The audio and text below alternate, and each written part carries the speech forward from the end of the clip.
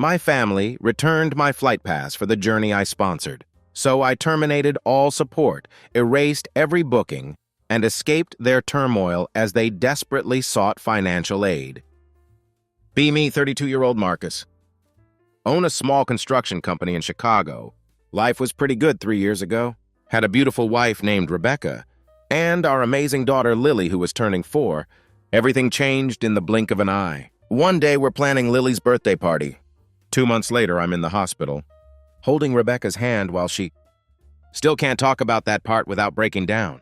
Now I'm a single dad to a little girl. She keeps asking when Mommy is coming home to read her bedtime stories. Lily is too young to understand what happened. And honestly, I barely understand it myself. That feeling when you're drowning, but everyone around you acts like everything is normal. That's what my life became. Working insane hours trying to keep the business running, while also being there for Lily. Up until 4 a.m. dealing with construction site emergencies, or dealing with endless paperwork.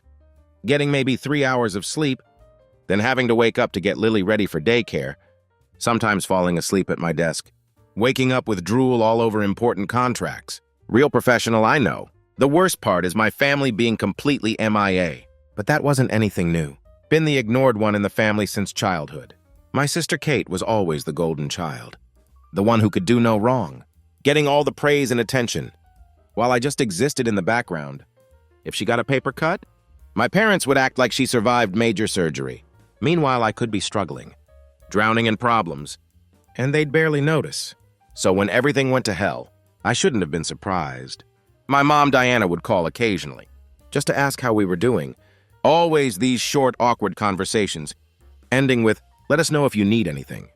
Kate showed up exactly once, brought some lasagna, stayed for maybe 20 minutes, then disappeared. Like she was just checking off a box on her to-do list. And my dad, Richard, he sent a sympathy card. A fucking card. That was his entire contribution. But then something interesting happened. My construction business started doing really well. Like really, really well. Been working my ass off for years. All these projects I'd invested in started paying off. Construction market in our area went crazy, making more money than I ever expected. And wouldn't you know it? That's when my family suddenly remembered I existed. Once they realized I had money, things got weird, like really weird. Started with small stuff at first.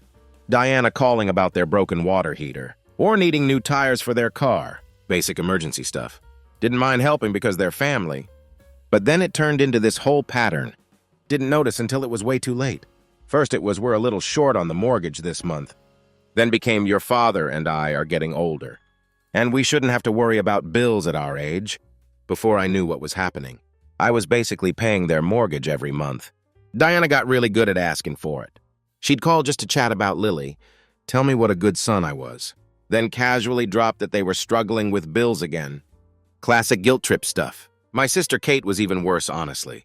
After her divorce, she was constantly complaining about how she might lose her apartment, how Tommy, her son, would have to change schools, how she couldn't afford daycare. So yeah, I started paying for Tommy's daycare, then her car payments, then her phone bill. Every time I helped, she'd cry and say how grateful she was. But a week later, there'd be some new crisis she needed money for. The crazy part is, they started acting like I owed them this money, like it was their right to get it. Kate would literally plan vacations or buy new stuff, then call me panicking because she couldn't pay Tommy's daycare that month. And when I'd ask about the new iPhone, she just posted about on Instagram. Oh, that was a gift from a friend. Yeah, right. Richard was the only one who didn't directly ask for money, but he'd always back up Diana. Your mother's really stressed about the bills. Or, we didn't raise you to turn your back on family. Pretty rich coming from the guy who barely showed up when Rebecca died. And get this, they'd use my Netflix, Hulu, and Spotify accounts, then complain if I ever changed the password, without telling them. One time Diana called me at 11 p.m. because her favorite medical drama wasn't working, and she needed me to fix it right away. Like, seriously, the more money I made, the more they expected from me. They'd see my business doing well, and immediately start hinting about their own needs. Diana even started telling her friends I was their retirement plan. Found this out later from my aunt. They'd post on Facebook about their shopping trips or their new patio furniture. But whenever I was around, It was all times are so hard, and we don't know how we'll manage. Looking back, I can see they were playing me. But they were smart about it. They'd always mix in just enough actual family stuff to keep me hooked. Diana would bring up memories from when I was a kid, or Kate would make sure Tommy called me Uncle Marcus and made me birthday cards. It's messed up, but it worked. I kept thinking if I just helped them enough, maybe they'd actually start acting like real family. The only smart thing I did during this time was hiring Jessica as Lily's nanny. Man, I got so lucky with her. She's this amazing woman who just gets it. She's patient with Lily, helps keep our crazy schedule organized, and actually cares about us as people. She's been more family to us than my actual family ever was. And she was the only person who tried to warn me. She'd make these careful comments, like your mom calls a lot about money, or it's interesting how your sister always has an emergency right after I get a big client. But I'd brush it off because I didn't want to see it. Jessica's actually the one who helped me start keeping track of how much I was giving them. Turned out to be way more than I realized. You know what's really messed up? While all this was happening, they never once offered to help with Lily. Like my daughter lost her mom, and they couldn't even be bothered to babysit for a night so I could catch up on work. But they had no problem asking me to watch Tommy whenever Kate wanted, to go out with her friends. I actually sat down one night and added up everything I'd given them over the past 2 years. Want to guess the total? Over $50,000. That's not counting all the random stuff, like groceries, gas money, or that time I paid for Diana's root canal. When I saw that number, I felt sick to my stomach, but I still probably wouldn't have cut them off if they hadn't pulled what they did next. Things started getting interesting about 2 months ago. Diana calls me up all excited, which was weird, because usually she only used her excited voice when she wanted money. But this time she was going on about how we should do this big family vacation to Myrtle Beach. Said it would be good for all of us, especially for Lily and Tommy to bond as cousins. I'll be honest. At first, I actually thought it was a good idea. Lily had been asking a lot about real family lately. Kid's too smart for her own good sometimes, and I figured maybe this could be a chance to actually build some kind of normal relationship. Plus, Jessica had been telling me Lily needed more fun experiences, not just watching me work all the time. Diana said she'd take care of all the planning if I could just handle the costs. Said Richard had all these airline miles saved up, and Kate supposedly found some amazing hotel deal through her work. The total came to $7,500, which, yeah, is a lot, but for 5 adults and 2 kids, for a week at a beach resort, didn't seem that crazy at the time.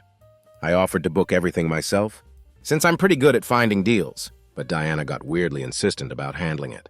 Said something about how I'm always so busy, and they wanted to take some burden off my shoulders. For once, the whole planning process was kind of a mess. Diana kept being super vague about details. She'd talk about all these activities we were going to do. Beach days, this fancy water park, some boat tour. But whenever I asked about specific times or tickets, she'd just say, "Don't worry, we've got it covered." Kate was acting weird too. She kept forgetting to send me Tommy's information for the plane tickets. I must have sent her Lily's details like 3 times because she kept saying she never got them. But then she'd post all these TikToks about packing and buying new swimsuits for the trip. Lily was so excited though. Man, I wish you could have seen her face when I told her about the beach. She'd never been to South Carolina before, and she was convinced. She was going to see real mermaids. She begged me to take her shopping for new beach stuff. We spent like 2 hours in Target, picking out the perfect swimsuit, and she found this dolphin beach bag. She absolutely fell in love with, I'm talking full-on puppy dog eyes, until I bought it. She wore it around the house for days, packing and repacking it. With her beach essentials, Lily took it so seriously, like she was studying for a test or something. It was pretty cute. The week before the trip was weird, though. Diana kept changing the subject. Whenever I tried to nail down our actual schedule, and Kate was being super active in the family chat, posting about beach activities and stuff, but would go quiet. Whenever I asked about specific plans, I should probably mention, during all this I was crazy busy with work. Had this huge new construction project I was trying to close, plus 3 different site issues. I was dealing with... So maybe I wasn't paying as much attention to the details as I should have been. Jessica noticed, though. She kept giving me these looks whenever I talked about the trip, but I was too wrapped up in everything to really think about what that meant. 2 days before we were supposed to leave, I double-checked the flight time with Diana. She told me not to worry. Everything was set for Thursday morning. Just get there in plenty of time. Then she started talking about how Lily and Tommy were going to have so much fun, building sandcastles together, and how we could all have dinner on the beach. And wouldn't it be nice to finally have some real family time? You know what's funny? Even with everything that happened after, I still remember feeling kind of hopeful that night. Like maybe this vacation was going to be the thing. That finally made us feel like a real family again. Lily was in bed surrounded by her packed bags. And I was sitting there thinking, maybe I'd been too hard on them. Maybe things were finally going to change. But the night before our flight, everything started feeling off. I was up late dealing with this emergency at one of my construction sites, because of course a support beam would crack. The night before vacation, so around 11:30 p.m., I tried calling Richard to confirm. Our meeting spot at the airport. Straight to voicemail. Tried again at midnight. Same thing. Which was weird because Richard always has his phone on. He's one of those boomers who sleeps with it. Next to his pillow, 2 a.m., and I still couldn't sleep. Something kept nagging at me. I scrolled back through our family chat and noticed something weird. Nobody had actually confirmed any specific plans, like lots of talk about beach activities and stuff we'd do in Myrtle Beach, but nothing concrete about actually getting there. Lily woke up around 3 a.m., too excited to sleep. Found her sitting in her room, wearing her new swimsuit over her pajamas, reorganizing her dolphin beach bag. For probably the 100th time, she asked me if I thought Tommy would want to build a huge sand castle with her. My heart kind of broke a little. Because, well, you'll see, Diana finally texted at 5 a.m. Can't wait to see you all. Make sure you're there in plenty of time. Notice how she didn't specify when plenty of time was. Yeah, the whole drive to the airport. My phone was weirdly quiet. No messages in the family chat. No last-minute coordination texts. Nothing. Even Lily noticed, asking why Grandma wasn't sending her usual morning kissy emojis. We got to the airport at 8:45 a.m. Plenty of time before our supposed 10 a.m. flight. The departure board was the first thing I saw. When we walked in, Flight MB 2847 to Myrtle Beach. Status: closed. I pulled out my phone, checked the family chat again. Still nothing. No messages. No updates. Just radio silence. From the same people who had spent weeks hyping up this family vacation. I blinked at the board, my brain refusing to compute what I was seeing. Closed. That had to be a mistake. We were supposed to be on that flight. Lily tugged my hand, shifting nervously on her feet. Daddy, why did we stop? I forced myself to move. It's okay, sweetheart. Let's check at the counter. We made our way through the busy terminal. The woman behind the counter smiled. How can I help you? I gripped the edge of the counter, like it was the only thing keeping me upright. I think there's been a mistake.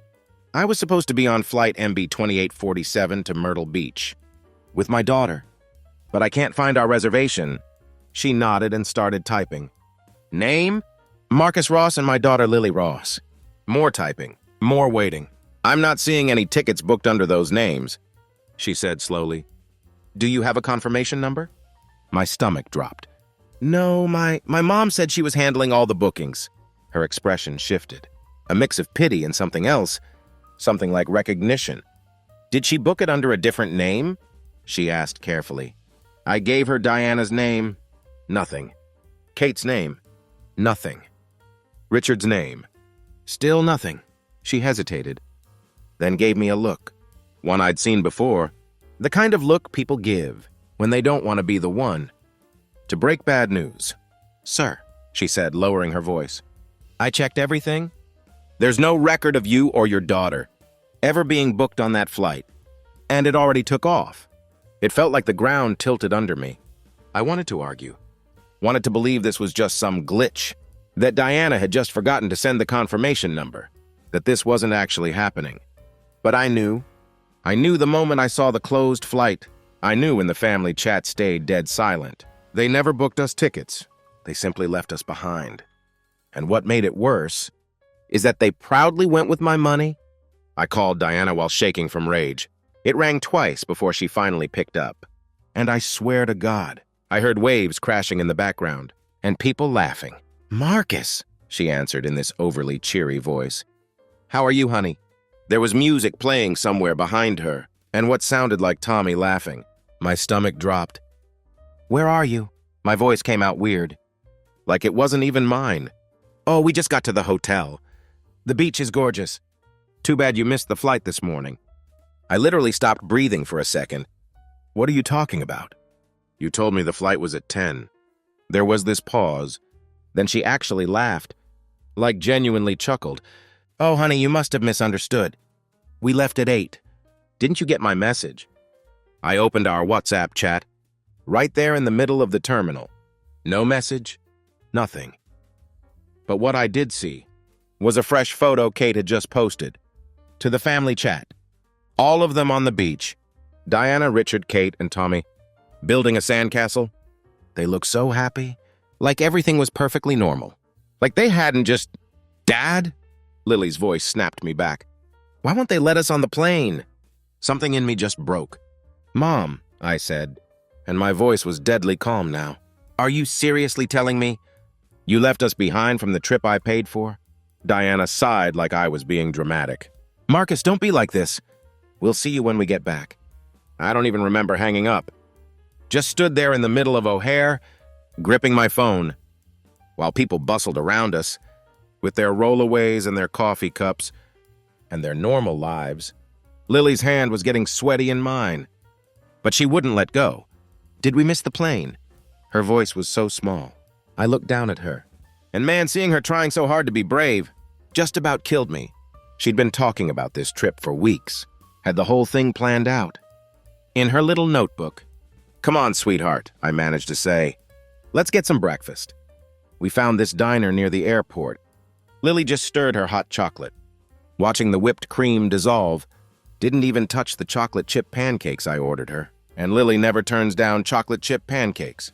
Then she looked up at me with Rebecca's eyes and asked, "Dad, did they leave us because they don't love us?" I'll tell you right now, that question hit me harder than anything Diana or the others had ever done. Because how do you explain to a 6-year-old that her own grandparents, her aunt, her cousin, they all just... I couldn't even finish the thought.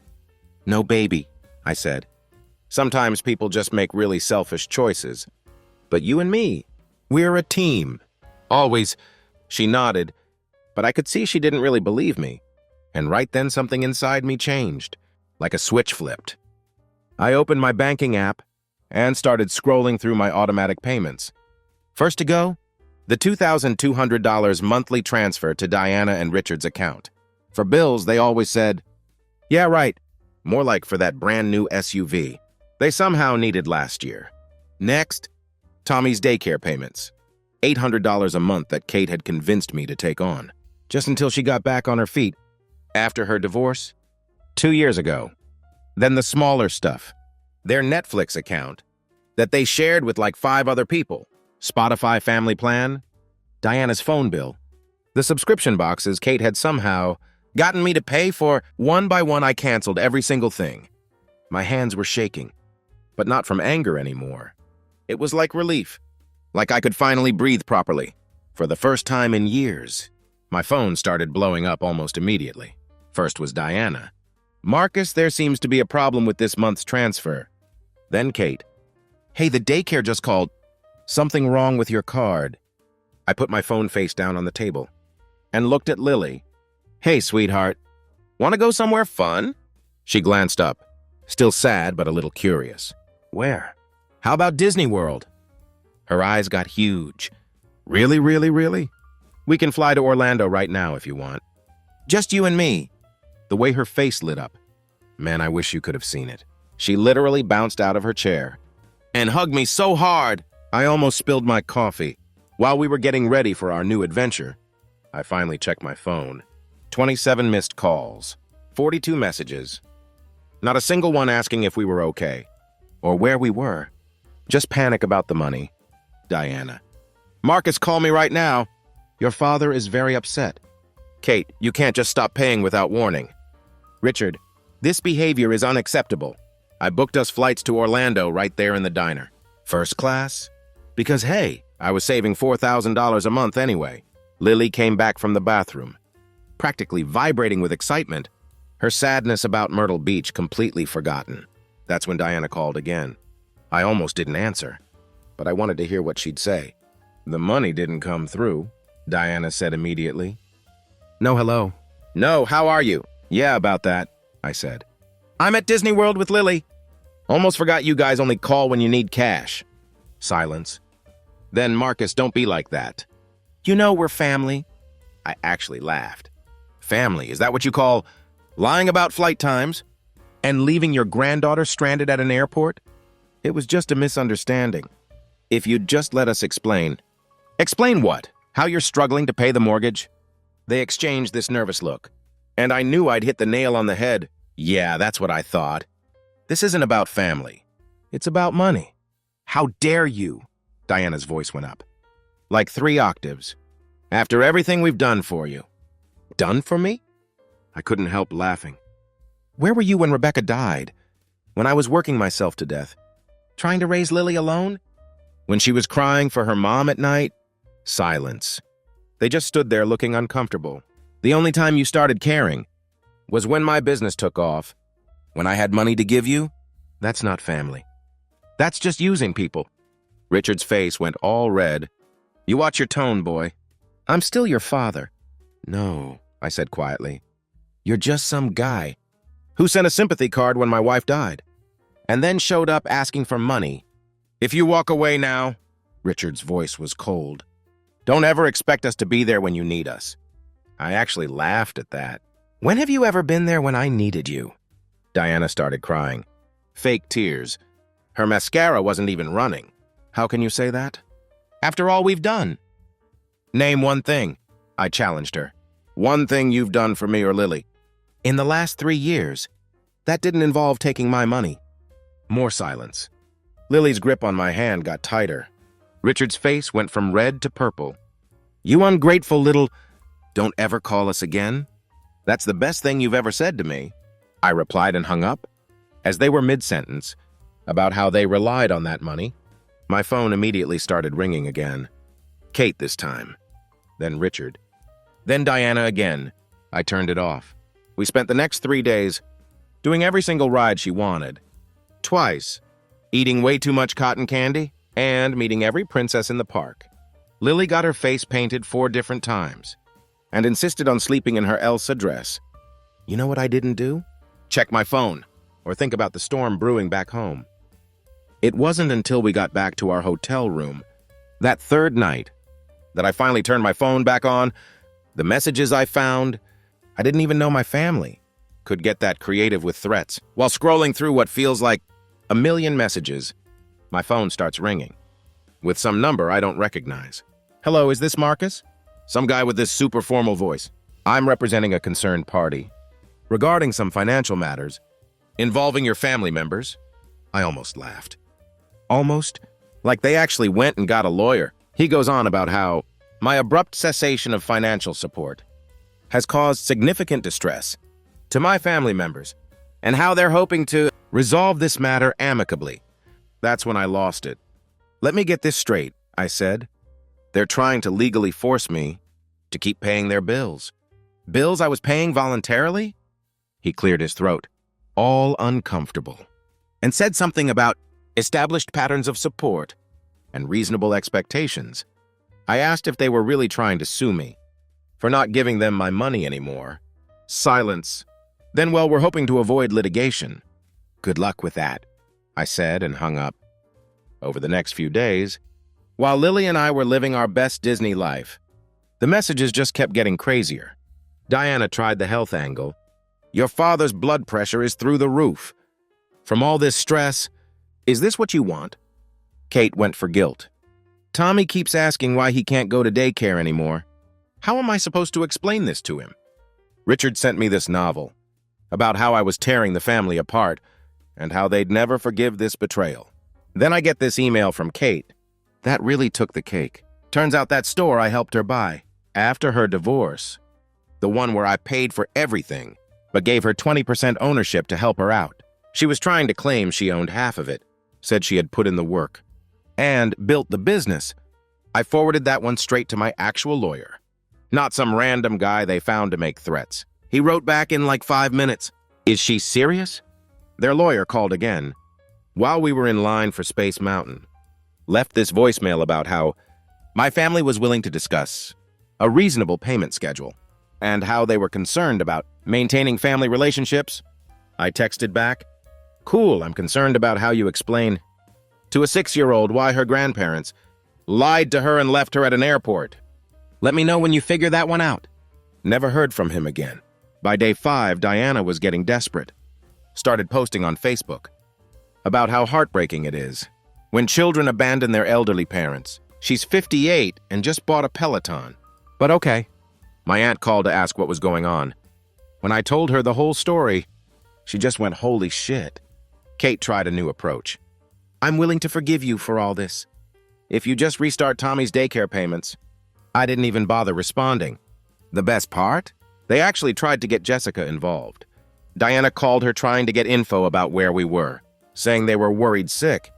Jessica's response was perfect. "I'm sure you are about your bank account." Then she blocked their numbers. After a week, the lawyer threats fizzled out, but the guilt trips were still coming strong. Diana's latest message says they might have to sell their SUV, the one they just had to buy last year. With my money, somehow this is supposed to make me feel bad. Lily doesn't ask about them anymore. She's too busy showing everyone her Disney photos and planning which rides she wants to do first. When we go back, yeah, I already promised we'd go again for her birthday. I'm weak when it comes to Lily. The funny thing is, I actually feel lighter.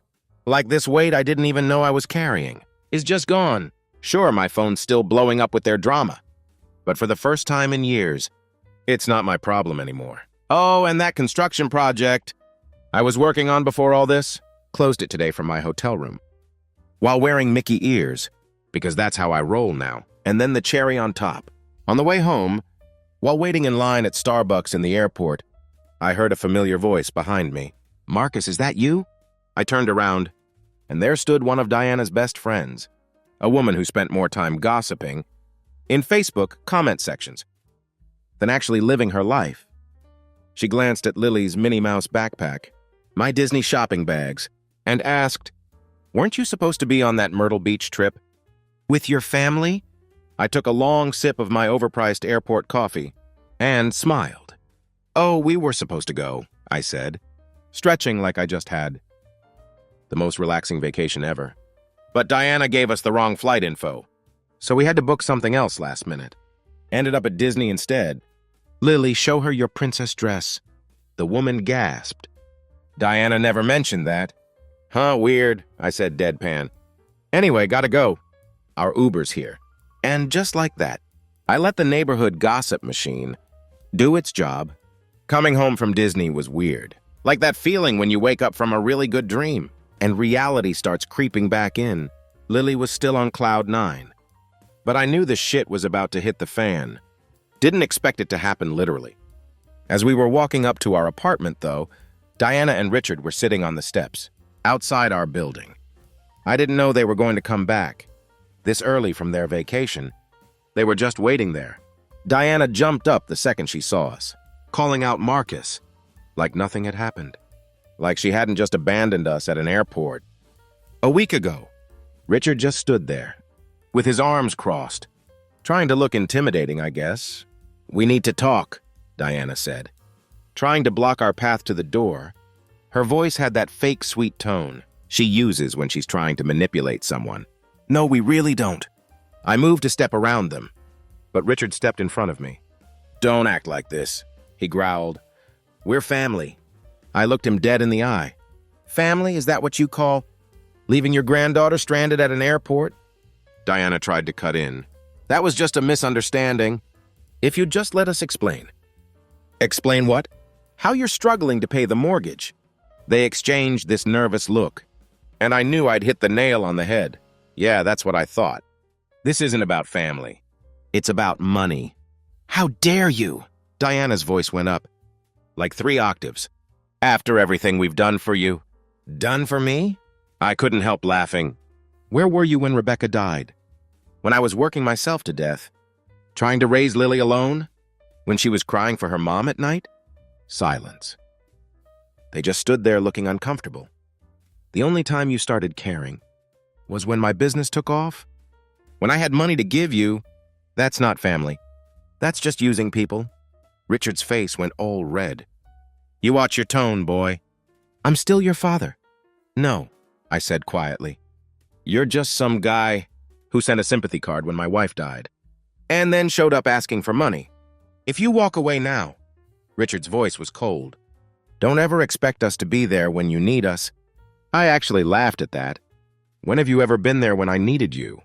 Diana started crying. Fake tears. Her mascara wasn't even running. How can you say that? After all we've done? Name one thing, I challenged her. One thing you've done for me or Lily. In the last 3 years. That didn't involve taking my money. More silence. Lily's grip on my hand got tighter. Richard's face went from red to purple. You ungrateful little... Don't ever call us again. That's the best thing you've ever said to me, I replied, and pushed past them to unlock our door. As we went inside, I heard Diana start to say something else, but I just closed the door. Done. Over. Lily was quiet for a minute, then asked in this small voice, Are they mad at you? I knelt down to her level. A little, but you know what? That's okay. Sometimes people get mad. When you stop letting them treat you badly. She nodded like this made perfect sense. Kids are smarter than we give them credit for. Then asked, Can we put our Disney pictures up now? And just like that, we moved on. Started our new life. Without their drama, their guilt trips, their constant demands. It's been a month now, and honestly, we're happier than we've been in years. Jessica still comes over daily, but now she's more like family than a nanny. Lily's doing great in school, and I just landed another big construction deal. Life's actually pretty good when you're not bankrolling other people's bullshit. But the best part? I didn't just cut them off. I got my damn money back. A few weeks after everything went down, I sat down with my lawyer and went through every single transaction. And you know what we found? They owed me way more than I thought. Kate's daycare bills, her car payments, that storefront I paid for, but she suddenly thought was hers. Yeah, she had to hand it over. Turns out when you're dumb enough to let someone else foot the bill for years, but never put anything in writing on your end, it doesn't exactly work out in your favor. Diana and Richard, that mortgage I'd been covering, I legally reclaimed my stake in the house. They either had to buy me out or sell it. And guess what? They couldn't afford to keep it. And they had to sell their SUV. Not my problem anymore. So now the family leeches, who treated me like their personal ATM, Kate's working 2 jobs. Diana and Richard moved into a rental. And me? I took every single penny I got back and put it into Lily's college fund. No lawyers, no screaming matches, just cold, hard consequences. Sometimes the best family is the one you choose, not the one you're born with. Lily says hi and wants everyone to know she's a Disney princess in training now.